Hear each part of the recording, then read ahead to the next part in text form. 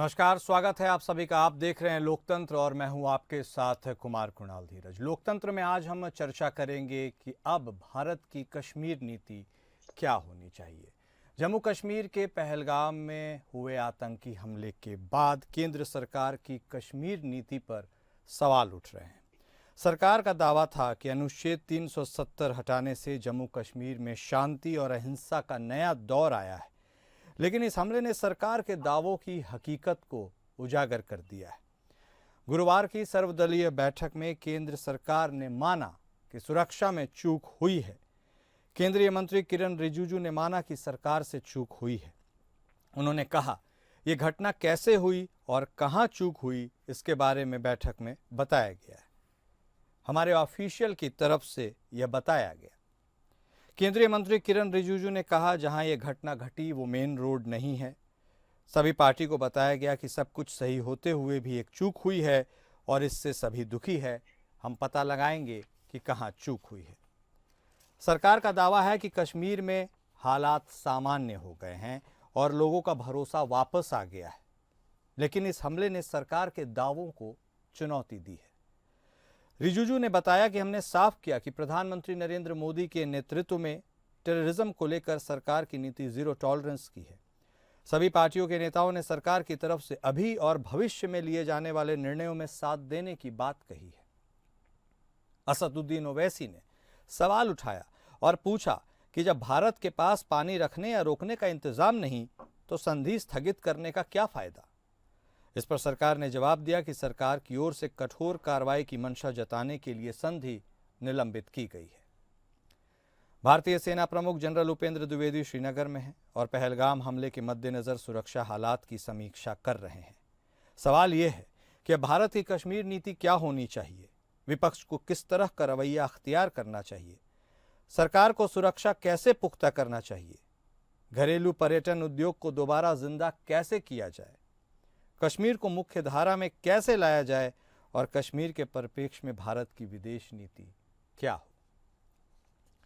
तो ऐसे कई सारे सवाल हैं जिनके जवाब ढूंढने की आज हम कोशिश करेंगे और जवाब ढूंढने की ज़रूरत भी है, क्योंकि जिस तरह से जम्मू कश्मीर के पहलगाम में आतंकी हमला हुआ है वह भी अनुच्छेद 370 के हटने के बाद, जब यह दावा किया जा रहा था कि संभवतः इस दौर के बाद से कश्मीर में अमन शांति की फिजा लौट आएगी, पर्यटन बढ़ेगा, पर्यटन बढ़ा भी, लेकिन अब क्या। अब ऐसी घटना हुई है तो पर्यटन पर इसका असर स्वाभाविक है पड़ेगा।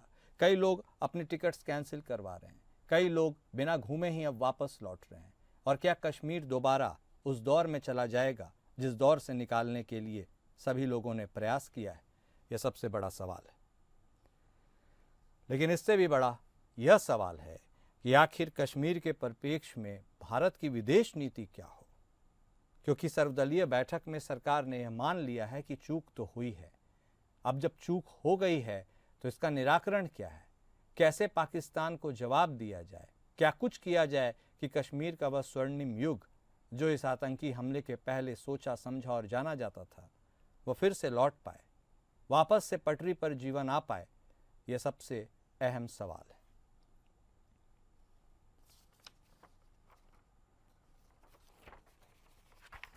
हालांकि जिस तरह से यह आतंकी हमला हुआ है उसने तमाम सुरक्षा उपायों के ऊपर भी सवालिया निशान खड़े तो किए ही हैं।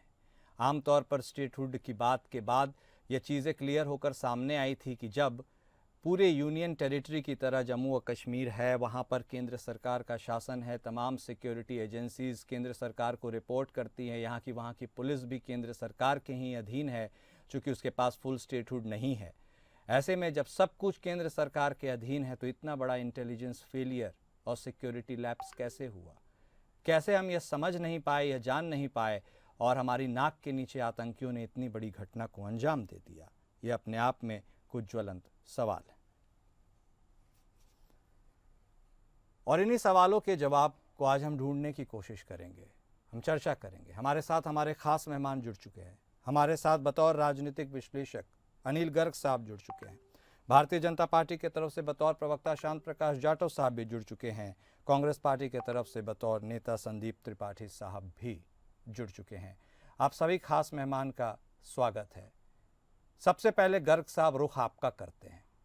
अक्रॉस पार्टी लाइंस ये बात निकलकर सामने आई है कि सरकार की इस नीति के यानी जो टेररिज्म के खिलाफ सख्त उपाय अब अख्तियार करने की ज़रूरत है उसके लिए वो उसके साथ है, लेकिन क्या यह पहले सुनिश्चित किया जा सकता था या फिर यह सरकार के कंट्रोल में नहीं था? जो लैप्स सरकार एडमिट कर रही है, क्या यह लैप्स बिल्कुल तरीके से दुरुस्त नहीं किया जा सकता? टेरेंस काफ़ी मुश्किल है। हम इस बारे में डिबेट करें उससे पहले ऑनेस्ट ग्राउंड रिपोर्ट और ओपिनियन आपसे ही जानना चाहेंगे। अब आगे वे आउट क्या है गर्ग साहब? देखिए, सारी स्थिति को पहले अपने को एक बड़े पक्ष में देखना चाहिए जी। हालात ये है, जब से पाकिस्तान बना है तब से वो हिंदुस्तान का दुश्मन बना हुआ है। सीधे 3 जंगें लड़ चुका है, तीनों में हार चुका है, तो वो इंडायरेक्टली भारत के खिलाफ युद्ध छेड़ा हुआ है। तो इन्फिल्ट्रेशन के माध्यम से वो भारत के और खासकर कश्मीर में वो लगातार आतंकवादी भेजकर भारत के खिलाफ युद्ध कर रहा है, इसमें कोई दो राय नहीं। अब युद्ध करने वाले युद्ध करते हैं, आतंकवादी आते हैं, लेकिन अगर आतंकवादी कहीं आते हैं भारत के किसी क्षेत्र में तो निश्चित रूप से उसको उस क्षेत्र में रहने वाले किसी न किसी व्यक्ति का संरक्षण प्राप्त होता है। एब्सोल्युटली। कहीं न कहीं कुछ न कुछ लोग ऐसे रहते हैं जो छोटी संख्या में, जो बड़ी संख्या में, जो जाति के नाम पे, जो धर्म के नाम पे या अन्य किसी लालच के कारण हो, वो कारण कुछ भी रहे, लेकिन उनको संरक्षण दिया जाता है, उनको रहने दिया जाता है, उनको खाना पीना दिया जाता है, और जब तक वो वारदात नहीं करते तब तक उनको सुरक्षित रूप से भारत की सरजमी पे रहने दिया जाता है। उसके बाद वो वारदात करते तो वारदात के बाद भी उनको संरक्षण दिया जाता है, उनको भागने में मदद की जाती है, और खुदा ना खास्ता अगर वो पकड़े जाए तो फिर उनके लिए अदालत में रहने के लिए, अदालत में उनका पेश रखने के लिए पॉलिटिकल पार्टीज हो या फिर इंडिविजुअल हो, एक बड़े से बड़े वकील भी मिल जाती है। पूरा एक इकोसिस्टम है जो भारत के खिलाफ काम कर रहा है। इस इकोसिस्टम में आपको कुछ लोगों को नहीं पता होगा कि कौन होंगे, कौन जो भारत की विदेशी ताकतें हैं वहां पे कौन काम कर रहा है नहीं मालूम, जो आतंकवादी आते हैं कौन काम कर रहा है नहीं मालूम उनको, लेकिन जो मालूम करने की जरूरत है उनको संरक्षण देने वाले लोग का ना उनको मालूम करने की जरूरत है। कौन सा स्लीपर सेल हमारे यहाँ पे है और जो जब मर्जी एक्टिवेट होता है, जब मर्जी डीएक्टिवेट होता है, उनको मालूम करने की जरूरत है। और जो बिल्कुल सामने नजर आते हैं, जब आतंकवादी पकड़े जाते हैं या आतंकवादी मारे जाते हैं तो उनके सपोर्ट में कौन आता है वो बिल्कुल प्रत्यक्ष है, वो भी इसी को सिस्टम का हिस्सा है। जो पॉलिटिकल पार्टीज के नाम पे काम कर रहे हो, चाहे वो किसी मजहब के किसी एक ऑर्गेनाइजेशन के नाम पे काम कर रहे हो, लेकिन वो तो सामने होते हैं ना हमारे, लेकिन है तो उसी के सिस्टम। वो कभी धर्म के नाम पे उनकी हिफाजत करने की कोशिश करते हैं, तो क्षेत्र के नाम पे उनकी हिफाजत करने की कोशिश करते हैं, और उनका उनसे ऊंची अदालत में जो मर्जी बड़े से बड़ा वकील खड़ा करते हैं, और वो वकील भी उसी इकोसिस्टम के तहत करोड़ों रुपए लेके उनका केस लड़ता है। आखिर तो करोड़ों रुपए आते कहाँ से, तो देता कौन है, उसके पक्ष में खड़े क्यों होते? ये जो सामने नजर आता है ये भारत की जनता को भी देखना चाहिए और भारतीय सरकार को भी देखना चाहिए। नहीं, ठीक कह रहे हैं आप। एक्शन तो बड़ा स्पष्ट है। हाँ। एक्शन बड़ा स्पष्ट है। जो भी आतंकवादी सीमा पार करके इधर आएगा उसको तुरंत जहन्नुम भेजने का इंतजाम होना चाहिए। एक्शन इससे ज्यादा भी जो संरक्षण देता है, नहीं, आपका इशारा समझ गए हम गर्ग साहब। देखिए, अब जो स्लीपर सेल्स के बारे में आप बोल रहे हैं, सबको पता है कि स्लीपर सेल वहां पर एक्टिवेटेड रहते हैं, लेकिन स्लीपर सेल्स को डिटेक्ट क्यों नहीं पा रहे हैं? क्या इंटेलिजेंस का ये फेलियर नहीं है? सब कुछ जानते समझते हुए भी चीज, हाँ, कुछ चीजें नजर नहीं आ रही, हाँ, संरक्षण कौन दे रहा नहीं मालूम, ठीक है, स्लीपर सेल कौन है नहीं मालूम, ठीक है, लेकिन जब वो पकड़े जाते हैं, जब वो मारे जाते हैं, तो उनके खिलाफ विधवा प्रलाप कौन करता है? ओके, वो तो सबके सामने है। ओके, ओके, राजनीतिक पार्टी के लोग आते हैं, नहीं, ठीक है। ग्राउंड की जमीनी हकीकत को जानने समझने की जरूरत है और उसे संजीदगी से लेने की भी जरूरत है। इसी और हम इशारा भी कर रहे हैं। हमारे साथ हमारे दोनों पार्टी के प्रवक्ता भी जुड़े हुए, उनका भी रुख करेंगे। जाटव साहब, शुरुआत आपसे करते हैं। जो कश्मीर में हुआ वो नहीं होना चाहिए था, इस बात में समस्त भारत साथ खड़ा हुआ है, लेकिन भविष्य में ऐसा ना हो, इसकी पुनरावृत्ति ना हो, इसके लिए क्या किया जाना चाहिए? क्या जिस पर्यटन को बढ़ावा देने के लिए अनुच्छेद 370 को स्क्रैप किया गया, क्या फिर से पर्यटन को उस ट्रैक पर लाने की जरूरत, उसे कैसे पूरा किया जाए? विदेश नीति हमारी क्या होनी चाहिए? किस तरह हम इसको रोक पाएं? सबसे बड़ा मंथन इस पर ही होना चाहिए। जाटव साहब, जैसे हमने अभी 370 हटा करके और वहां जो चुनाव कराया, ये शुरुआत है। यहाँ पर कश्मीर की समस्या का समाधान हो गया ऐसा नहीं है, ये शुरुआत है। अभी जिस तरीके से गर्ग साहब ने बताया कि स्लीपर सेल वहां पर हैं और आपने कहा कि उनके खिलाफ कार्रवाई क्यों नहीं होती। अरे जब तक आप वो स्लीपर सेल के खिलाफ कोई ठोस प्रमाण नहीं लेकर के आएंगे, सबूत नहीं लेके आएंगे, तब तक वो स्लीपर सेल जो है वो सिर्फ स्लीपर सेल के रूप में रहेगा, वो अपराधी है, वो जस्टिफाई नहीं हो पाता। और जहाँ कहीं कोई स्लीपर सेल या कोई आतंकवादी जस्टिफाई हो जाता है तो अचानक हमारे स्लीपर सेल जो तमाम बहुत बड़े बड़े वकील जिनके छाया भी नहीं पड़ सकती किसी सामान्य इंसान के ऊपर, वो उसकी क्या नाम है केस लड़ने के लिए खड़े हो जाते हैं।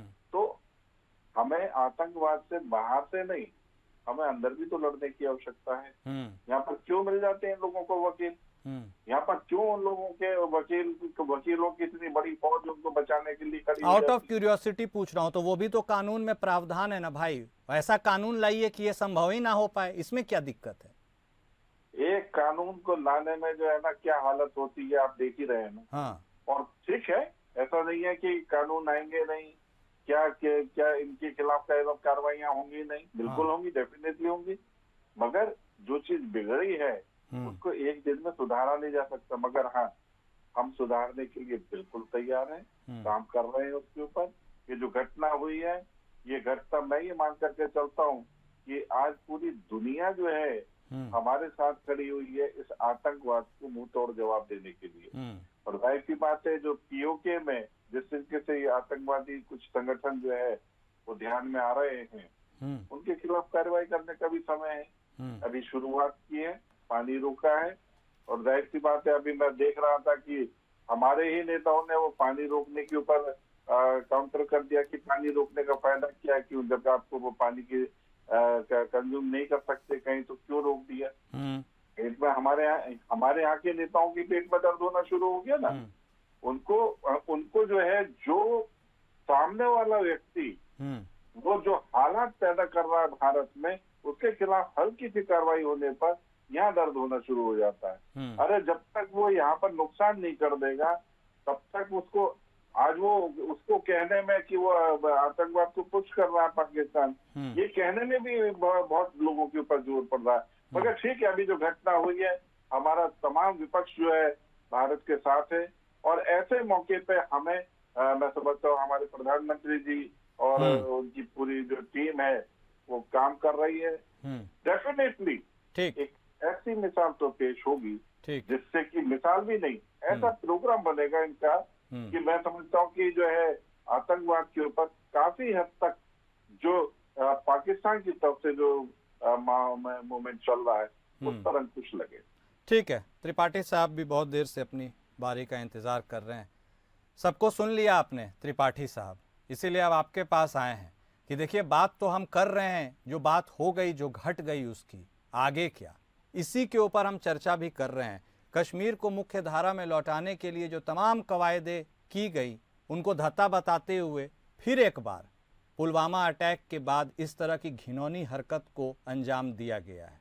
अब यह भी विडंबना ही मान लीजिए, पाकिस्तान हर बार की तरह इस बार भी कह रहा है कि उनका कोई लेना देना नहीं है। सैफुल्ला भी लश्कर तैयबा का कह रहा है हमको कोई लेना देना नहीं है। तो लेना देना किसका है? और आपको अब क्या लगता है, बतौर विपक्ष सॉलिडारिटी के साथ आप खड़े तो हैं, लेकिन आपकी क्या उम्मीदें हैं, क्या आशाएं हैं, कैसे चीजों को दुरुस्त करना चाहिए?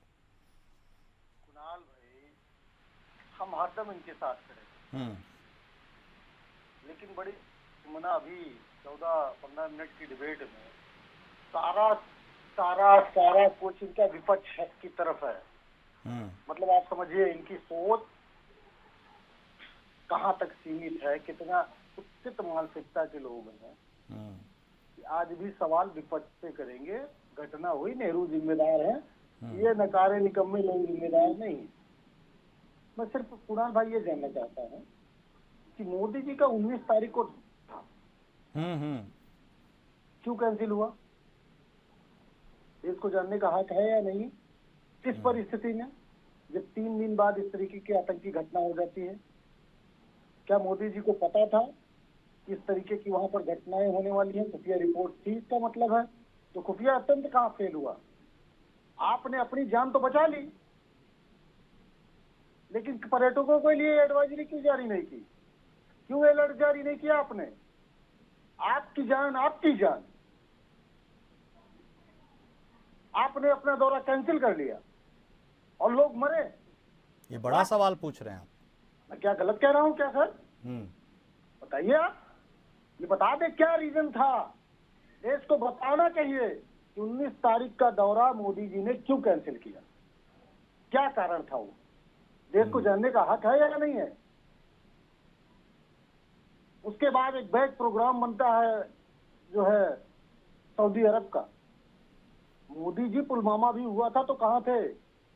लखीमपुर में हिरन और शेर की फोटो खींच रहे थे। ये संयोग है या प्रयोग है, क्या समझा जाए इसको। और एक बात सर, पहलगाम में इसके पहले अमरनाथ यात्रियों पर हमला हुआ, इसके पहले भी कई घटनाएं हुई। इतने सेंसिटिव क्षेत्र में जो है सभी सर्वदलीय बैठक हुई तो उसमें ये कहा गया कि उस रूट का इनको पता ही नहीं है कैसे खुल गया। और ये अभी तक डंका बजाकर सर दसियों ऐड में ये बता रहे थे कि 25,000 यात्री सिर्फ लखनऊ एयरपोर्ट से गए हैं पिछले वर्ष, और इनको पता नहीं कह रहे हैं कि वो रास्ता तो हम मई में खोलते थे, 1 महीना पता नहीं कैसे पहले से चलने लगा। कितने नकारे लोग हो भाई, किसको गुमराह करते हो। हम ये कह रहे हैं कि आपकी चलिए मिली भगत नहीं है, हम बिल्कुल नहीं कर रहे, हम आप जैसे नहीं है, लेकिन हम सिर्फ इतना जानना चाहते हैं कि अगर मोदी जी को ये पता चल गया था जिसके बाद उन्होंने अपना दौरा रद्द कर दिया तो आपको एडवाइजरी जारी करनी चाहिए या नहीं करनी चाहिए। ठीक है, आपने एक पुख्ता सवाल पूछा है इसलिए आपको टोक भी रहे हैं। गर्ग साहब के पास हम आते हैं, उसके पहले जाटव साहब एक ज्वलंत सवाल पूछा गया है, इस सवाल का कोई उत्तर देना चाहेंगे आप? गर्मी ज्यादा है और मुझे लगता है कि उसका असर जो है हमारे कांग्रेस के प्रवक्ता के ऊपर हो गया है। मेरे पास में सरकार के बेतुके बात का कोई जवाब नहीं। ठीक है, ओके त्रिपाठी साहब।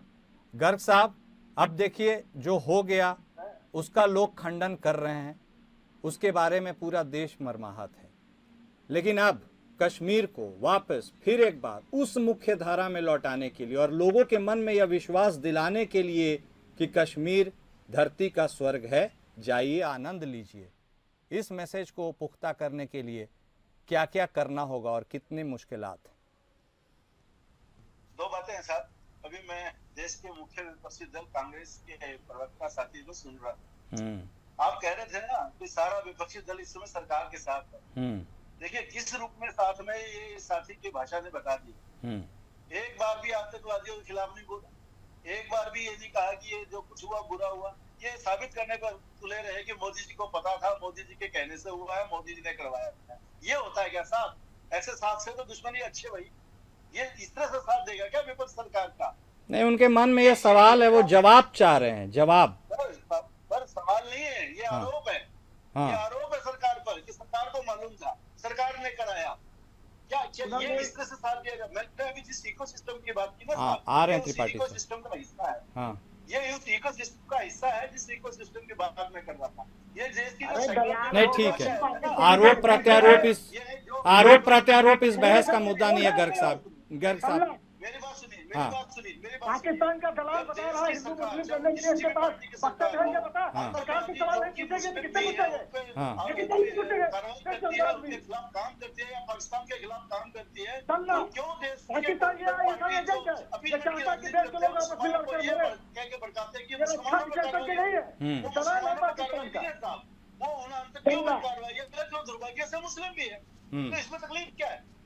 जो ये वारदात हुई है, ये हर हालत में ये है कि जिन आतंकवादियों ने किए वो मुस्लिम मजहब से थे। इसमें कहने में हर्ज क्या है? तभी तो हिंदू पूछ के मारा है। नहीं, वो ठीक है, वो तो एक डिबेट अलग लाइन पे चला जाएगा। क्या आतंकवाद का कोई धर्म भी होता है? उसके एक मिनट गर्ग साहब कुछ कहना चाह रहे हैं, एक मिनट गर्ग साहब, आपने जो कहा एक मिनट सर, वो भी कुछ पूछना चाह रहे हैं, आप एड ऑन जरूर कर ही लीजिएगा। त्रिपाठी साहब भी हाथ उठा रहे, बोलिए त्रिपाठी साहब। बड़ी विडम्बना है सर। 2024 में कितनी आतंकी घटनाएं कश्मीर में हुई हैं, क्या जानकारी है आपको? 5। कितने वहां के नागरिक मारे गए हैं पता है आपको? 32। कितने सुरक्षाकर्मी मारे गए हैं पता है आपको? 26। ये पिछले वर्ष की बात बता रहे हैं, जब बता रहे हैं कि राम राज्य आ गया था वहां पे। रिपोर्ट नहीं कर रहा था मीडिया, ये कहीं वहाँ के हालात जस के तस आज भी हैं। आप लोग गुमराह करते हो, यही तो मैं कह रहा हूँ। और उसके बाद आप सवाल विपक्ष से पूछोगे। अब थोड़ा हिंदू मुस्लिम पे आ जाते हैं सर। अभी 15 मार्च को आगरा में पकड़ा गया आईएसआई का एजेंट, हिंदू था या मुस्लिम। कानपुर में पकड़ा गया आईएसआई का एजेंट, हिंदू था या मुस्लिम। ध्रुव सक्सेना सहित 11 भाजपा के नेता मध्य प्रदेश में आईएसआई के एजेंटी करते हुए इनकी सरकार में पकड़े गए। इनकी केंद्र में और राज्य में दोनों जगह की सरकार रहते हुए वो हिंदू थे या मुस्लिम। गुमराह करना बंद करिए भाई। नहीं, इसीलिए तो मैंने भी बोला आतंकवाद का कोई धर्म नहीं होता। कुणाल भाई एक बात और, अभी बात आई वकील की, आपने बहुत बढ़िया सवाल पूछा। हमारे कोर्ट में आ रहे हैं घर साहब, आ रहे हैं आपके पास भी आते हैं। भाजपा के बहुत बड़े दलाल हो सकते हैं, आ रहे हैं देश से इनको कोई व्यवस्था नहीं है। आ रहे हैं। ये बताइए, सत्ता से सवाल पूछा जाता है, कर्मियों में नहीं पूछा जाता। ठीक। विपक्ष से पूछेंगे। नहीं, ठीक। और सर मैं बता देता हूँ बात आपको। अभी ये कह रहे हैं कि ये स्लीपर सेल है। अरे बेसान आदमी, पाकिस्तान का उखाड़ा के उखाड़ना है। ठीक है, नहीं हम यही कोशिश कर रहे हैं कि ध्रुवीकरण बनाम तुष्टीकरण के मोड़ पे हम इसे नहीं ले जाएं। हम एक सॉल्यूशन के लिए ये बातें कर रहे हैं। सॉल्यूशन क्या है? नहीं ठीक है, आ रहे हैं घर साहब। हाँ जल्दी कंप्लीट कीजिए, जल्दी जल्दी त्रिपाठी साहब। कुणाल भाई 1 मिनट घर साहब, प्लीज सर 1 मिनट, एक एक करके। हाँ बोलिए त्रिपाठी साहब जल्दी। 2016 में भी ये कहा गया था ना कि खून और पानी एक साथ नहीं बहेगा। हाँ ये सिंधु समझौता तब भी तोड़ा गया था, क्या हुआ? और अगर हम उसके बाद ये कहा गया था कि इस पानी को हम, बताया गया था कि 5,000 करोड़ का प्रोजेक्ट है, इस ठीक पानी है। को हम डाइवर्ट करके अपने भारत पे वापस ला लेंगे। क्या वो प्रोजेक्ट बन गया? क्या अगर आज कोई विपक्षी ठीक है। पार्टी पूछ रही है या पानी बंद करने की बात तो कर रहे, पानी मैं कहाँ ले आपकी जाओगे? बात भी आप समझ कह रहे गया हो कि- और क्या आपकी गुमराह बात कर जो रहे है हो? उसमें आप 2 कैसे तथ्य बात हैं। करेंगे? मैं समझ कैसे गया बात आपकी बात, ठीक है। नीति और नियत की बात है, यही 2 चीज निकल के आ रहे हैं। आप जाटव बातें साहब, करते हो। नीति क्या नियत क्या, इसी के ऊपर सवाल है। पूरे विपक्ष का साथ तो खड़ा है लेकिन सवाल भी पूछ रहा है जाटव साहब। भाई पुलवामा में देखिए क्या जिस हुआ? तरीके से हाँ, 1 मिनट त्रिपाठी साहब, आपके समझ गए बात। जाटव साहब देखिए जिस तरीके से वर्तमान में जो इस वक्त पोजीशन है, उस वक्त में इस प्रकार के गंभीर आरोप लगाने का समय नहीं है। हाँ बिल्कुल डेफिनेटली आरोप लगाए जाने चाहिए, प्रश्न पूछे जाने चाहिए, क्या कार्रवाई हुई है उस पर, अरे भैया, सब चीजों पर भी चर्चा होनी की की बातें मत करिए। एक आप मिनट। पाकिस्तान पे अटैक करिए, हम साथ हैं आपके। 1 मिनट, ठीक है आप त्रिपाठी पाकिस्तान साहब, पर अटैक करिए, हम आपके ठीक। साथ पूरा हैं। पूरा भारत साथ है उसके लिए, ठीक है, समझ गए आपकी आप बात। लेकिन लोगों लप्पा करिएगा जाके बिरयानी ठीक है खाइएगा। प्लीज अरे सर। सही तो जाटव साहब को भी कंप्लीट करने दीजिए। आपकी बात सुन समझ ली गई है, ठीक है ठीक है। त्रिपाठी साहब प्लीज, जाटव साहब प्लीज कंटिन्यू सर। चार्ज कराते हो पठानकोट में। अरे भैया ये मूर्खों की मोहल्ले की लड़ाई नहीं है कि लीला की और देवनाथ चालू कर दिया है। कम से कम जो है ना, एक डिप्लोमेटिक तरीके से सब चीजें करी जाती है। मोहल्ले की लड़ाई नहीं है कि उठाया पत्थर और मार दिया एक दूसरे के ऊपर। सारे काम होंगे और सब चीजें जो हैं वो नीति के अनुसार होंगी। इस तरीके से नहीं कि आप अभी के अभी अटैक कर दीजिए। बिल्कुल अटैक होगा, ठीक है। और उस वक्त जब अटैक होगा उस वक्त में आप देखना, उस वक्त तक आप अपने धैर्य को बना करके रखो। हाँ आपको धैर्य के साथ रहना होगा। मारेंगे। कहीं ऐसा ना हो कि इस प्रकार के भूल आरोप लगाने से हाँ आपको नुकसान हो जाए, पॉलिटिकल नुकसान हो जाए। ठीक है, पॉलिटिक्स भी बचा के रखूंगा। ठीक। इसलिए बिल्कुल आप इस चीज को ध्यान में रखना हाँ कि मोदी सरकार है और मोदी जो है, हाँ इनके द्वारा कोई भी कदम बहुत सटीक उठाया जाता है और उस कदम को हम नहीं, पूरे देश पूरी दुनिया देख रही है। हमारे साथ में पूरी दुनिया है। ए बाबा काहे उठल रहे हो? ठीक है ठीक है ठीक सुन है। लो जरा ढंग से। नहीं, इस तरीके से कूदने से काम नहीं होगा। अभी तो कूदने का टाइम आने वाला है, तो कूदना जब एक्शन होगा ठीक है तो इस प्रकार के रिएक्शन दिखाना। ठीक है ठीक है, समझ गए गर्ग साहब। अब देखिए, आपसी वाद विवाद में हम इस डिबेट को नहीं फंसाना चाहते हैं, ना फंसाना चाहते हैं, लेकिन जब बात सवाल जवाब पर आकर रुक जाए तो लोग समाधान खोजने की ओर नजर नहीं करते हैं। समाधान जानना चाहता है देश, इंतकाम भी लेगा लेकिन समाधान भी चाहिए। देखिए, जो आपने इंतकाम की बात की ना, समाधान नहीं इंतकाम, दोनों चीज कोई अलग अलग नहीं है। जो आतंकवादी घटनाएं हैं उनको रोकना, उनको खत्म करना, आतंकवादियों को समूल नष्ट करना ही इसका समाधान है और यही इंतकाम है। इसका तरीका क्या होना चाहिए? देखिए, मैं 2 तरीके जरूर ऐड करना चाहता हूँ जल्दी से। जो कश्मीर में अलगाववादियों के पक्ष में जो चाहे पॉलिटिकल पार्टीज के लोग हो या संगठनों के लोग हो, जो जो उनके पक्ष में बयान बार बार दिए जाते हैं, बयान में बार बार मीडिया में आके उनके पक्ष में खड़े होते हैं, उन सबकी जांच होनी चाहिए, उनके कनेक्शन चेक होने चाहिए। उनको सबसे बड़ी बात है कि जो आतंकवादी है उनके समर्थक है, उनको फाइनेंशियल उनको कनेक्ट जाना चाहिए, यानी उन पर सारे फाइनेंशियल सेक्शन हो जाने चाहिए। ये सब तो गर्ग साहब होता चला आ रहा है सदियों से, और होता चला रहेगा। मैं आपको नहीं होता, मैं आपको बता रहा हूँ। अभी मैं आपको उदाहरण देता हूँ। हुर्रियत के बड़े नेता रहे हैं सुखबीर शाह, उनकी पत्नी एक होटल चलाती है पहलगांव में, बड़ा होटल है, चलता है। उनकी बेटी सरकारी हॉस्पिटल चलाती है श्रीनगर में। गिलानी साहब ठीक है, मैं समझ गया आपकी बात। तो वो भी एजेंसीज का काम है, वो भी तो सरकार को सुनिश्चित करना होगा। यही तो लोग चाहते हैं कि एक्शन हो, और एक्शन कैसे होगा, कब होगा, जो आप बोल रहे हैं ना होना चाहिए, और कब होगा यह भी देश जानना चाह रहा है। मैं समझ गया गर्ग साहब, वक्त का अभाव है। क्लोजिंग कमेंट जाटव साहब आपसे भी लेते हुए, पूरा देश सरकार के ऊपर निगाह भर के देख रहा है कि वो सुबह फिर कब आएगी।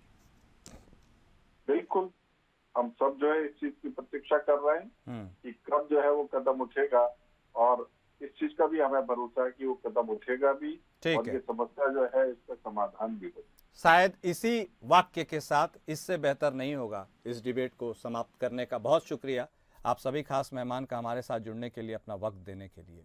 तो देखिए, बहुत जल्द भारत इंतकाम लेगा, और क्या यह इंतकाम ही समाधान होगा, यही सबसे बड़ा सवाल है। समस्त भारतवासी इसी का इंतजार भी कर रहा है।